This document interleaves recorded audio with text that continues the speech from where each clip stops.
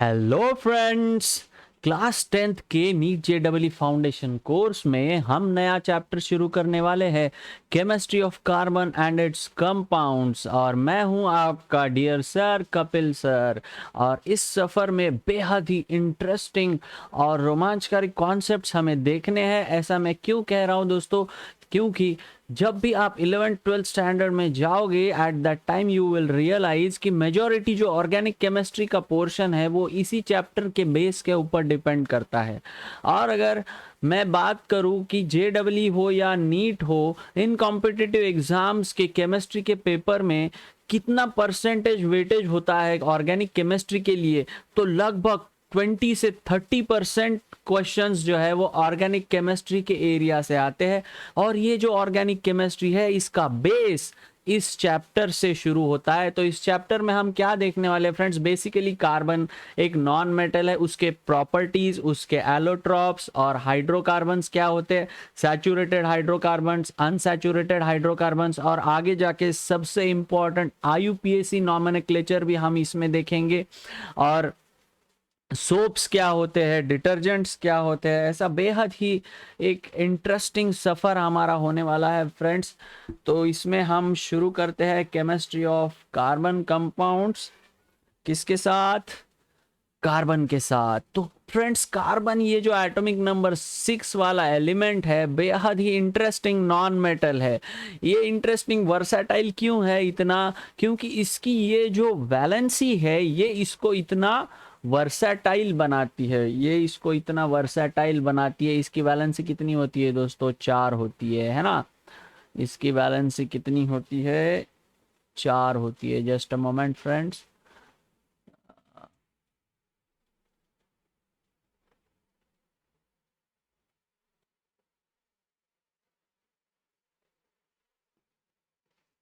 Sorry for the interruption friends. तो friends ये बेहद ही एक इम्पॉर्टेंट ऐसा हमारा जो नॉन मेटल है कार्बन, तो इसके बारे में थोड़ी चीज़ें देखते हैं। तो फ्रेंड्स ये कार्बन किस किस चीज़ में हमें मिलता है? अगर हम देखेंगे तो हम जो फूड खाते हैं वो भी कार्बन कंपाउंड्स है।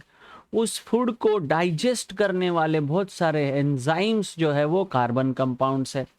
इस फूड के डाइजेशन के बाद हमारे बॉडी के लिए जो ज़रूरी न्यूट्रिएंट्स मिलने वाले हैं, कार्बोहाइड्रेट्स, प्रोटीन्स, फैट्स, मिनरल्स, ये ढेर सारे जो है वो कार्बन कंपाउंड्स है।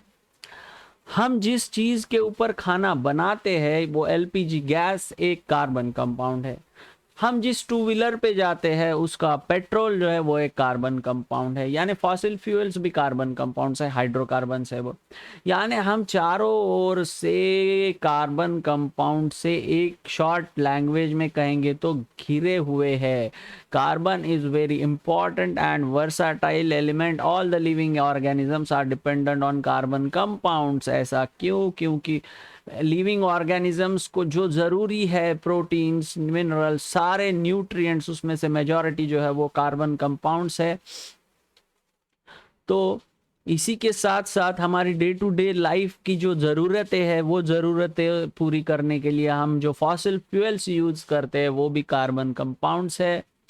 Food materials like grains, pulses, sugar, T, coffee, list is very long. Carbon compound से हम टोटली घिरे पड़े हुए। छोटे शॉर्ट एसेंस अगर मैं कहूँ तो खाने के पकने से लेके गाड़ी के चलने तक everything is associated with carbon. तो चलो इस वर्सेटाइल कार्बन को देखते हैं जिसका एटॉमिक नंबर होता है 6। तो इसके साथ जो केमिस्ट्री डील करती है उसे जनरली कहा जाता है ऑर्गेनिक केमिस्ट्री। और फ्रेंड्स जब ये ऑर्गेनिक केमिस्ट्री एकदम हिस्टोरिकल टाइम में जब इसका उदय हुआ, तब उस टाइम पे रसायन शास्त्रज्ञ यानी केमिस्ट को उस समय कहा जाता था एल्केमिस्ट। उस समय क्या कहा जाता था दोस्तों? एल्केमिस्ट। तो एल्केमिस्ट के नजरिए में ऑर्गेनिक केमिस्ट्री क्या थी? जो केमिस्ट्री डील करती है सिर्फ ऑर्गेनिक कंपाउंड से, यानी जिनका सिर्फ और सिर्फ ऑर्गेनिक ओरिजिन है, यानी लिविंग ऑर्गेनिज्म से जो बनते हैं वही ऑर्गेनिक कंपाउंड्स है। ऐसा ऑर्गेनिक केमिस्ट्री की डेफिनेशन जो थी वो लिमिटेड थी, किसके लिए? सिर्फ और सिर्फ ऐसे कंपाउंड्स जिनका ऑर्गेनिक ओरिजिन है। Over the time organic chemistry deals with the study of organic compounds. ऐसी धारणा को तोड़ा किसने? सर फ्रेडरिच वूलर ने। इन्होंने सबसे पहले एक ऑर्गेनिक कंपाउंड सिंथेसाइज किया इनऑर्गेनिक कंपाउंड्स से, जो कि लिविंग ऑर्गेनिज्म में पाया नहीं जाता था, वो था यूरिया, NH2CO NH2। इसके इन्वेंशन के साथ ऑर्गेनिक केमिस्ट्री और ऑर्गेनिक कंपाउंड्स की डेफिनेशन जो है वो ब्रॉड हो गई, चेंज हो गई। तब उनको रियलाइज हुआ कि ऑर्गेनिक कंपाउंड जो है सिर्फ और सिर्फ लिविंग ऑर्गेनिज्म से ही नहीं मिलते, उन्हें बनाया भी जा सकता है। तो organic compound discovered with non living origin and organic chemistry is redefined as compounds made up of only carbon, hydrogen and their derivatives. ये नई डेफिनेशन बनी ऑर्गेनिक केमिस्ट्री की। और आगे देखते हैं फ्रेंड्स, इस नई डेफिनेशन के साथ कार्बन जो है उसकी जो हमने अभी अभी बात की थी कि ये इतना वर्सैटाइल क्यों है, क्योंकि इसकी वैलेंसी की वजह से। तो इसमें किस तरह की बॉन्डिंग होती है फ्रेंड्स? कार्बन जो है वो आयोनिक बॉन्ड बना सकता नहीं है, क्योंकि इसकी वैलेंसी है 4। कार्बन का अगर एटॉमिक नंबर हम देखेंगे तो वो है 6। इसका इलेक्ट्रॉनिक कॉन्फ़िगरेशन है 2,4, 1s2, 2s2, 2p2। तो इसको अगर स्टेबल इलेक्ट्रॉनिक कॉन्फ़िगरेशन गेन करना है तो either it has to accept 4 electrons और लूज दीज 4 इलेक्ट्रॉन्स। तो फ्रेंड्स, जब ये 4 इलेक्ट्रॉन्स को एक्सेप्ट करेगा तो इसके पास प्रोटॉन्स कितने हैं? प्रोटॉन्स तो जितने इलेक्ट्रॉन्स होते हैं उतने ही होते हैं। मान लो ये कार्बन का न्यूक्लियस है, इसमें कितने प्रोटॉन है? 6 प्रोटॉन है, 6 न्यूट्रॉन, सॉरी 6 प्रोटॉन है और 6 इलेक्ट्रॉन ऐसे रिवॉल्व कर रहे हैं। तो इस 6 प्रोटॉन्स को अगर हम और 4 इलेक्ट्रॉन यानी इधर 10 इलेक्ट्रॉन दे देंगे तो ये मैनेज नहीं कर पाएगा। 6 प्रोटॉन जो है ये 10 इलेक्ट्रॉन्स को होल्ड नहीं कर पाएगा। इन एडिशन टू दैट, ये जो इलेक्ट्रॉन्स है इधर 10 इलेक्ट्रॉन जो आएंगे आउटर मोस्ट शेल में, ये आपस में रिपेल करेंगे। प्रोटॉन्स और इलेक्ट्रॉन्स का तो फोर्स ऑफ अट्रैक्शन है, बट इलेक्ट्रॉन इलेक्ट्रॉन में क्या है? Force of repulsion. और अगर मैं आउटर मोस्ट शेल में इसका ऑक्टेट कंप्लीट करता हूं 4 इलेक्ट्रॉन एक्सेप्ट करा के, तो ये जो म्यूचुअल रिपल्जन होता है वो बहुत ही ज्यादा बढ़ जाता है, which increases the energy, hence it can not accept 4 electrons. और 4 इलेक्ट्रॉन्स देना भी मुमकिन नहीं है, क्योंकि कार्बन जो है अपना छोटू सा एलिमेंट है, ज्यादा बड़ा नहीं है वो, इसलिए इसकी एटॉमिक रेडियस छोटू सी है और इसके न्यूक्लियस का इन्फ्लुएंस जो है उसके आउटर मोस्ट इलेक्ट्रॉन्स के ऊपर बहुत ज्यादा तगड़ा है, इसलिए उसके इलेक्ट्रॉन को नॉकआउट करना, उधर से भगाना बहुत ही मुश्किल होता है। इसीलिए कार्बन जो है 4 इलेक्ट्रॉन ले भी नहीं सकता है, 4 इलेक्ट्रॉन दे भी नहीं सकता है। तो वो क्या करता है? 4 इलेक्ट्रॉन की भागीदारी यानी शेयरिंग यानी कोवैलेंट बॉन्ड बनाता है। फ्रेंड्स, ये हमेशा याद रखो, जिस भी वर्ड के पीछे को लगता है, को यानी समथिंग इज हैपनिंग म्यूचुअली, कोई तो असिस्टेंस उधर जनरेट हो रहा है, कुछ तो असिस्टेंस है उसमें किन्हीं म्यूचुअल लोगों का, यानी कोवैलेंसी, कोवैलेंट बॉन्ड यानी 2 एटम्स एक दूसरे के साथ इलेक्ट्रॉन्स को शेयर करके अपना बॉन्ड बना रहे हैं। तो इस तरह से दोस्तों कार्बन जो है it can not gain electrons, can not lose electrons, carbon can only share electrons to complete its octet. तो चलो आगे बढ़ते हैं। तो अगर ये कोवैलेंट बॉन्ड बनाता है तो कौन से टाइप के कोवैलेंट बॉन्ड ये बना सकता है? कोवैलेंट बॉन्ड जैसा कि हमने देखा friends, depending on number of electron pairs shared. तो कोवैलेंट बॉन्ड किस तरह के होते हैं? Single bond, double bond, triple bond, और ये तीनों तरह के बॉन्ड बना सकता है। सिंगल बॉन्ड, डबल बॉन्ड और ट्रिपल बॉन्ड, तीनों भी बॉन्ड से बनाता है, जिसका एग्जाम्पल हमने देखा है केमिकल बॉन्डिंग चैप्टर में। हाइड्रोजन क्या करता है? एक एक इलेक्ट्रॉन शेयर करके अपना डुप्लेट कंप्लीट करता है। ऑक्सीजन का एटॉमिक नंबर क्या है? 8, इलेक्ट्रॉनिक कॉन्फ़िगरेशन 2,6। इसको हम कैसे लिख सकते हैं? 1s2, 2s2, 2p4। तो ये ऑक्सीजन क्या करता है दूसरे ऑक्सीजन के साथ में, दो इलेक्ट्रॉन पेयर्स को शेयर करता है। तो इसके अभी आउटर मोस्ट शेल में इधर कितने इलेक्ट्रॉन है, 1 2 3 4। तो इस तरह से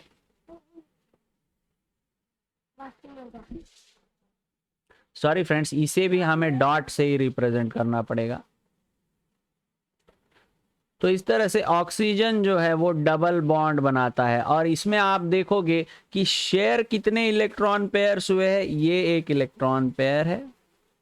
शेयर्ड पेयर कितनी है, 2 शेयर्ड पेयर्स है। और ये जो पेयर है इलेक्ट्रॉन की, ये बॉन्ड नहीं बना रही है, इसे हम कहते हैं लोन पेयर। इसे हम क्या कहते हैं, लोन पेयर। इसे हम क्या कहते हैं, लोन पेयर। और ये जो है बॉन्ड में पार्टिसिपेट करने वाली, ये होती है बॉन्ड पेयर। तो ऑक्सीजन में होता है डबल बॉन्ड। इसी तरह से नाइट्रोजन में क्या होता है दोस्तों, ट्रिपल बॉन्ड होता है। नाइट्रोजन में क्या होता है, ट्रिपल बॉन्ड होता है। इस तरह से single double triple bond carbon बना सकता है। और ये शेयर्ड पेयर और लोन पेयर आपको ज़्यादा गहराई से अच्छे से समझने के लिए हम एक एग्जांपल देखते हैं नाइट्रोजन का, जिसका एटॉमिक नंबर है 7, 1s2 2s2 2p3। तो इसके आउटर मोस्ट शेल में कितने इलेक्ट्रॉन है दोस्तों, 5 इलेक्ट्रॉन है, 1 2 3 4 और ये 5। और हाइड्रोजन के पास होता है 1 इलेक्ट्रॉन। तो ये नाइट्रोजन क्या करता है दोस्तों, इसके 3 इलेक्ट्रॉन जो है वो एक एक हाइड्रोजन के साथ शेयर करता है, इस तरह से। तो ये शेयरिंग से बन गया NH3, शेयरिंग से ये बन गया NH3। इसमें ये जो 3 है ये क्या है, बॉन्ड पेयर्स है, ये बॉन्ड पेयर्स है। और ये वाली क्या है, ये लोन पेयर है। ये वाली क्या है, लोन पेयर है। और ये लोन पेयर नाइट्रोजन, अमोनिया में जो नाइट्रोजन है ये लोन पेयर दे सकता है। जब इसके पास अगर H+ आएगा तो ये इसकी लोन पेयर दे देगा उसको और बनाएगा कोऑर्डिनेट बॉन्ड। कौन सा बॉन्ड बनाएगा, कोऑर्डिनेट बॉन्ड, जिसे क्या कहते हैं, डेटिव बॉन्ड भी कहते हैं, जिसे डेटिव बॉन्ड भी कहते हैं। अगली कॉन्सेप्ट देखते हैं, होमो atomic and hetero atomic molecules क्या होते हैं दोस्तों। जो molecule same types of atom से बनता है वो होता है होमो एटॉमिक, और डिफरेंट डिफरेंट एटम्स से जो मॉलिक्यूल बनता है वो होता है हेट्रो एटॉमिक। तो मुझे बताओ, हाइड्रोजन क्या है, क्लोरीन क्या है, ब्रोमीन क्या है, ये सारे होमो एटॉमिक है। वेराज HCl क्या है, हेटेरो एटॉमिक है। ओके फ्रेंड्स, मॉलिक्यूल जो बना है सेम टाइप ऑफ एटम से और more than one type of atom से, depending on that it is called as homo atomic and this is called as hetero atomic. Okay friends, चलो आगे बढ़ते हैं। अगली कॉन्सेप्ट, कोवैलेंट बॉन्ड। कार्बन कौन सा बॉन्ड बनाता है, कोवैलेंट बॉन्ड। तो कोवैलेंट कंपाउंड्स के कैरेक्टरिस्टिक क्या होते हैं दोस्तों, ब्रीफली देखते हैं। Physical state, friends covalent compound में एक बात बताइए कि बॉन्ड कैसा होगा। आयोनिक कंपाउंड के साथ अगर हम इसको कंपेयर करेंगे, आयोनिक कंपाउंड में पॉजिटिव और नेगेटिव चार्ज के बीच में फोर्स ऑफ अट्रैक्शन है। जो बॉन्ड है that is the force of attraction is in between positive charge and negative charge, cation and anion के बीच में का वो अट्रैक्शन है। तो ये जो अट्रैक्शन होने वाला है आयोनिक कंपाउंड्स में बेहद ही स्ट्रांग होता है, और बॉन्ड जितना स्ट्रांग होता है उतना ही वो सॉलिड की तरफ बढ़ता है। उसकी फिजिकल स्टेट क्या होगी, सॉलिड की तरफ बढ़ेगी। और जितना वीक होता जाएगा वो लिक्विड और गैस की तरफ जाएगा। और कोवैलेंट कंपाउंड, ये जो कोवैलेंट बॉन्ड होता है कोवैलेंट कंपाउंड्स में, वो वीक होता है क्योंकि it is the bond due to sharing of electrons. तो ये वीक होने की वजह से ये जो जनरली कोवैलेंट कंपाउंड्स होते हैं वो गैसेस होते हैं, they are in gaseous form, for example chlorine, और कुछ जो है वो लिक्विड फॉर्म में भी पाए जाते हैं जैसे कि ब्रोमीन। ब्रोमीन के बारे में एक इंटरेस्टिंग चीज बताऊं तो ब्रोमीन इतना डेंजरस एलिमेंट कंपाउंड है, मॉलिक्यूल है, उसे अगर आप अपने हाथ पे रखोगे थोड़ी देर के लिए तो वो नीचे से चला आएगा। आपने मिस्टर इंडिया पिक्चर देखा होगा। मिस्टर इंडिया में जब मोगेम्बो के पास सबसे उसका इंट्रोडक्शन जब किया जाता है मूवी में, तो उसके 3 सोल्जर को बोलता है वो कि गरम गरम उबले हुए पानी में जंप करके, तो सोल्जर्स इमीडिएटली है मोगेम्बो बोल के जंप कर जाते हैं, और जंप करने के बाद तुरंत उस पानी में उनका कंकाल दिखता है। वो पूरा जो है उसमें का मांस जो है, मसल्स और जो भी नॉन बोनी पार्ट है, बोन्स को छोड़ के जो भी है, इमीडिएटली वो बर्न हो जाता है। कुछ ब्रोमीन इसी तरह का होता है, उसको अगर हाथ पे डालोगे तो वो नीचे से चला आता है, उसमें हाथ डाल के थोड़ी देर रख के निकालोगे तो सिर्फ कंकाल बचेगा, हाथ में कुछ नहीं बचेगा। इस तरह का ये डेंजरस लिक्विड होता है ब्रोमीन। कुछ जो है very few ion covalent compounds are solids, like iodine है और S8 है। ऐसे कुछ चुने गिने चुने कोवैलेंट कंपाउंड्स जो है वो सॉलिड स्टेट में भी पाए जाते हैं, लेकिन मेजॉरिटी जो है वो गैसेस है। मेजॉरिटी कोवैलेंट कंपाउंड्स जो है वो गैसेस है, जैसे HCl है। ये तो हो गई उनकी फिजिकल स्टेट। तो फ्रेंड्स, अगर ये गैसेस है तो इनके मेल्टिंग एंड बॉइलिंग पॉइंट्स कैसे रहेंगे? जाहिर सी बात है, ये एक तो गैसियस स्टेट में है या लिक्विड स्टेट में है, तो इनके मेल्टिंग एंड बॉइलिंग पॉइंट्स कैसे होंगे? कम होंगे। आयोनिक कंपाउंड्स के कंपैरिजन में तो बेहद ही कम होते हैं। और तीसरी बात friends, electrical conductivity.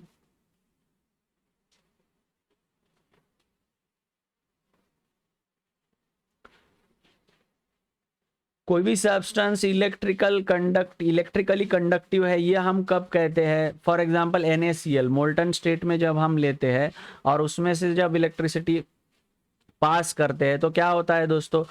Na molten state में Na प्लस जो है वो कैथोड के पास जाता है और एक इलेक्ट्रॉन लेता है। Na प्लस कैथोड के पास जाके इलेक्ट्रॉन लेता है और इधर डिपॉजिट हो जाता है। Cl माइनस एनोड के पास जाके अपना इलेक्ट्रॉन देता है और इलेक्ट्रॉन ऐसे सर्किट में से पास होता है, और इसे हम कहते हैं कि इट इज़ इलेक्ट्रिकली कंडक्टिव। ये जो मटेरियल है ये इलेक्ट्रिकली कंडक्टिव है, ऐसा कहते हैं हम, क्योंकि इधर आयॉन्स प्रेजेंट है। लेकिन कोवैलेंट कंपाउंड्स में ऐसे आयॉन्स ही नहीं होते हैं, तो ये कंडक्टिव रहेगा क्या? नहीं। Covalent compounds are poor conductors of electricity.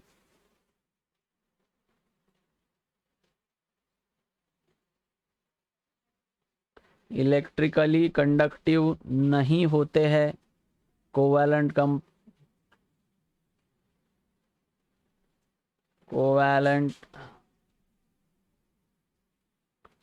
Compounds are not conductive. इनकी सोल्यूबिलिटी क्या होगी दोस्तों? एक चीज हमेशा ध्यान रखो, like dissolves like, like dissolves like. तो इसमें चार्ज सेपरेशन नहीं है, कोई चार्ज नहीं है, तो ये पोलर है क्या? नहीं, ये नॉन पोलर कंपाउंड्स है। Covalent compounds are non polar compound generally. तो इस वजह से इनकी सॉल्युबिलिटी भी जो है वाटर जैसे सॉल्वेंट में, क्योंकि वाटर जो है ये एक पोलर सॉल्वेंट है। वाटर कैसा सॉल्वेंट है? पोलर सॉल्वेंट है। ये देखो H इधर आएगा पार्शियल नेगेटिव चार्ज, इधर आएगा पार्शियल पॉजिटिव चार्ज, तो ये इसमें पोलैरिटी है, तो ये पोलर मॉलिक्यूल्स को डिसॉल्व करेगा। तो ये जो कोवैलेंट कंपाउंड्स रहते हैं ये भी नॉन पोलर सॉल्वेंट्स जैसे CCl4 में ही सोल्यूबल होते हैं। एसीटोन, CCl4 पानी में ये डिसॉल्व नहीं होते हैं, पानी में ये डिसॉल्व नहीं होते हैं। ये कुछ इनकी फिजिकल प्रॉपर्टीज थी कोवैलेंट कंपाउंड्स की। तो फ्रेंड्स, अगले सेशन में हम देखेंगे properties of covalent compounds versus ionic compounds, हम इसकी तुलना करके देखेंगे कोवैलेंट कंपाउंड्स और आयोनिक कंपाउंड्स कैसे होते हैं। तब तक के लिए थैंक यू फ्रेंड्स, ये था हमारा first session. Unfortunately YouTube live हम नहीं आ पाए due to poor network connection since it is raining heavily here. I hope all of you guys are studying well. पढ़ते रहे, हंसते रहे, मुस्कुराते रहे।